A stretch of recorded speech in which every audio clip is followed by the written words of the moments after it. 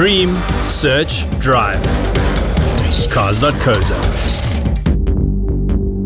We create smiles with parts you can count on. When it comes to finding the right part at the right price, there's just no place like Midas for the love of cars.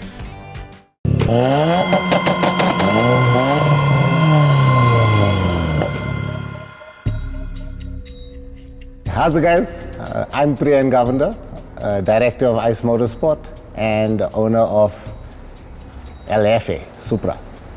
So we like to name all our vehicles, and then Jefe, Latin Spanish for the boss. So this car, we built it to be a proper all-rounder street car. So we wanted to be the Jefe on the street, on the track, as a street car.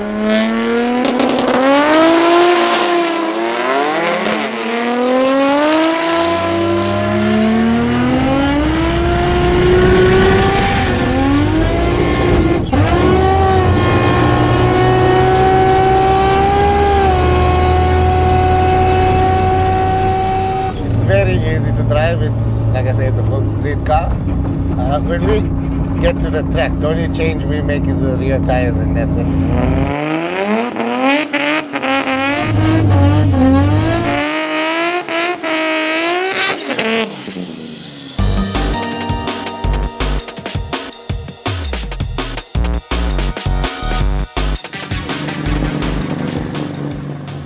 Well, the performance stats speak for itself, and she's not a one-run queen. We drive her every weekend. I like to take out, have some fun.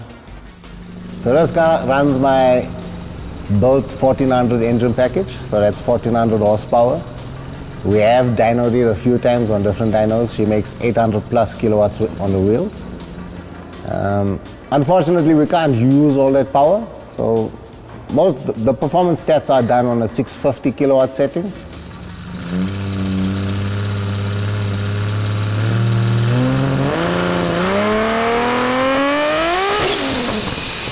This is our dyno run on basically our street tune, what we normally drive around if you find me on a highway or anything. Unfortunately, we got a bit of wheel spin here at the 326 wheel kilowatt mark. So she'll climb to about 360 kilowatts on the wheels. This is on a 40% ethanol tune on 1.25 bar boost.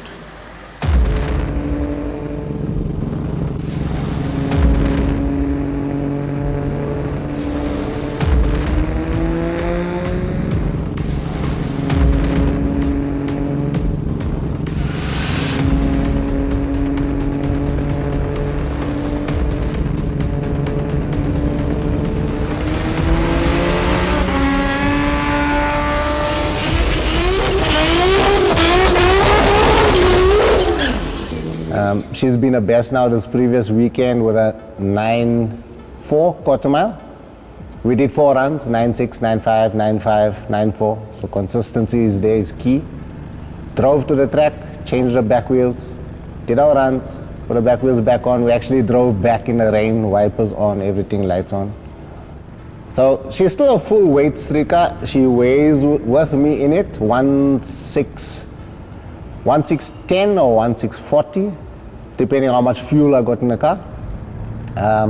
Nothing's stripped out. We actually added, there's weight extra there, so she's got a cage on. The seats we've changed to save a little bit, but that's minimal.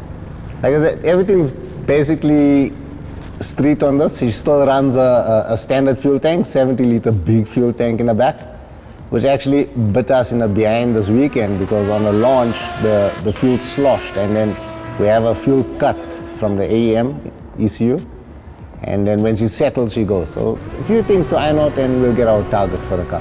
My engine in this car is a 2J VVT. A lot of people believe you can't make power reliably with VVT. We proved them wrong.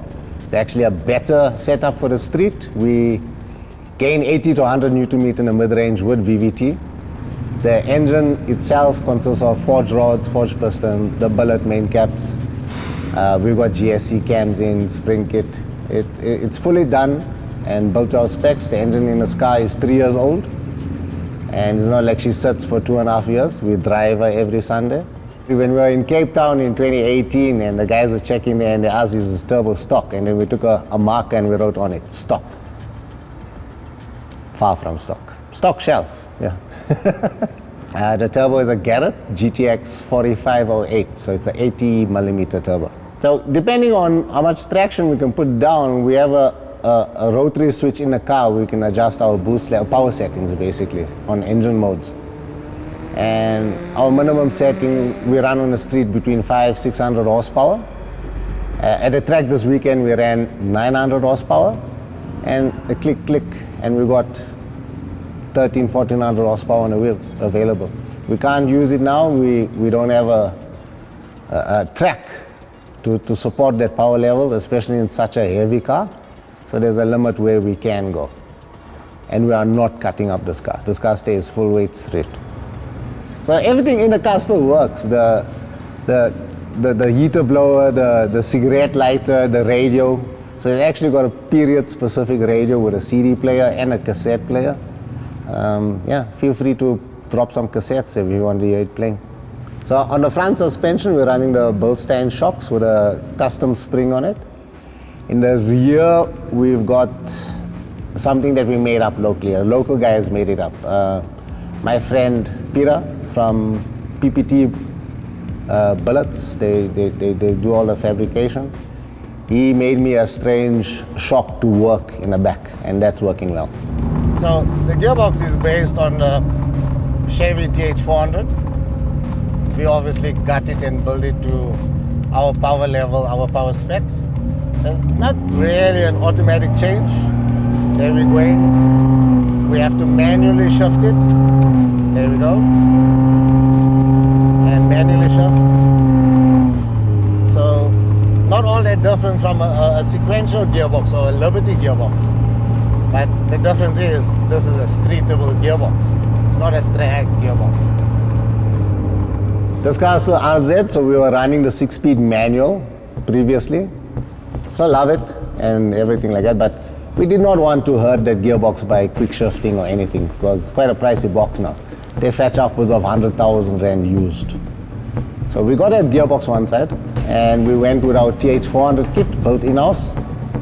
And yeah, we're going well with that now. So it's a TH400 automatic box but manually shifted, fully built by us.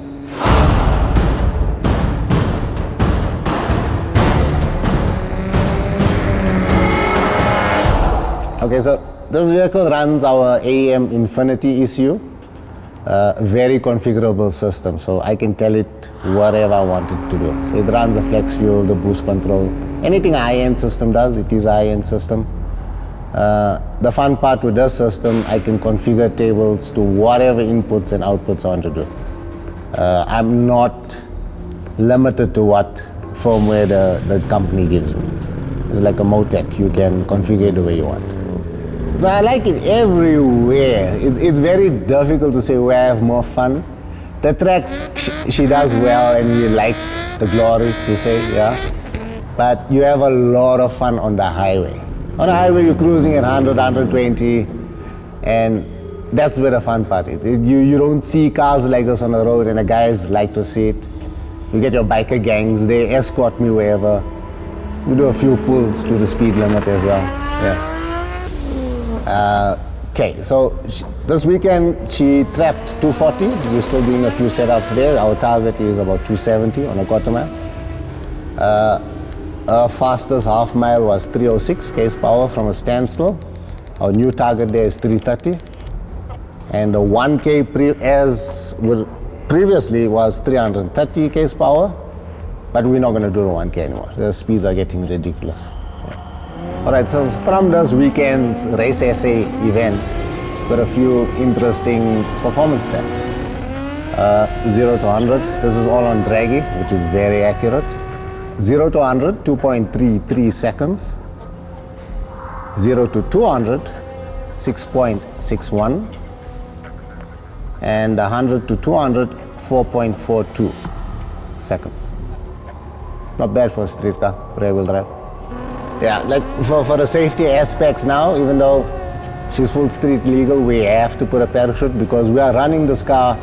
We're going to try to run her at every track or every race possible that we can throughout the country.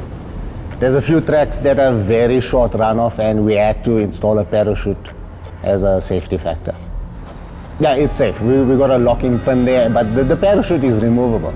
So it comes out in about 5 minutes, put it in and we drive. So it's more for show if we're here now, but when we're driving on a weekend on the highways, the parachute's out. There's no need for it. She runs the flex fuel system where we run 95 and full ethanol. We hardly ever on full 95. She's always got about 30-40% on it for the streets. And on race days, we bring the percentage up to about 80%. The company was started on 2JZ performance for a lot of clients. We build cars, we build record cars. I've always wanted one, but I couldn't really afford it at that time. We started off quite small. My company was started in a single garage at home, and we built up from there, and we built up from there. I was driving a Fiat Uno at the time, I think, Pacer, 1400. And then the opportunity came when this car was available. It was my good friend Yanni de Wit. And he had his car for a while, and he had a mishap at the track, and the engine was gone. He offered the car to me. I told him, I can't afford it. He made a price. He said, right, if you want it, you come take it, you can pay me off. Doesn't matter how long. I went, that was Friday night. Fetch a car Saturday morning. And the way things go, we worked hard, and I paid this car off in 6 months. They say when the needle swings past 5, under 5,000 she's very soft, gentle. Past 5,000, that's when the animal comes out.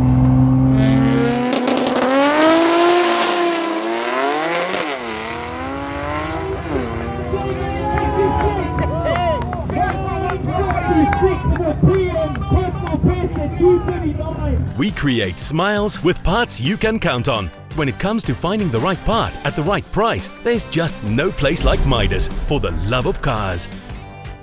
Thanks for watching. Now, did you know that Cars.co.za has a brilliant app? It's actually one of the most popular apps in South Africa, and that's because it's actually really bloody good to use. You can save your favorites. So while you're shopping, if you're taking a couple of weeks to shop, you just save your favorites so you don't lose them. And it's also a brilliant way of finding new car specs and pricing. It's incredibly detailed. I use it all the time. The link to the app is in the description below. You can get it on iOS and Android, and it's in the Huawei app gallery, I think it's called. Yes, that is what it's called.